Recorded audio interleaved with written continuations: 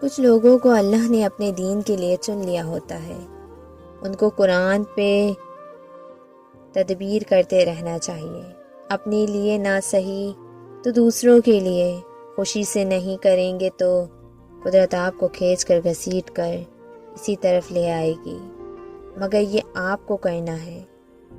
آپ chosen one ہیں، perfect نہیں ہے تو اپنی خامیاں اور گناہ دیکھ کر پریشان نہ ہوا کریں، توبہ کریں اور پھر سے شروع کریں۔ صرف اللہ ہی کے ساتھ تو انسان ہمیشہ ہر چیز نئے سہارے سے شروع کر سکتا ہے۔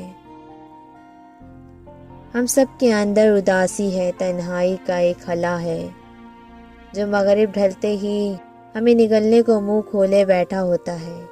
سارے دن کا کام کاج کے بعد اس وقت ہمیں انسانوں کی ضرورت پڑتی ہے اور یہ اداسی کا وقت ہوتا ہے۔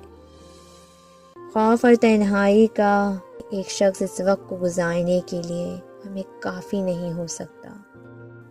ہمیں اپنے ارد گرد بہت سے دوست اور رشتہ دار اکٹھے کرنے چاہیے تاکہ وہ ہر شام ہماری مدد کیا کریں۔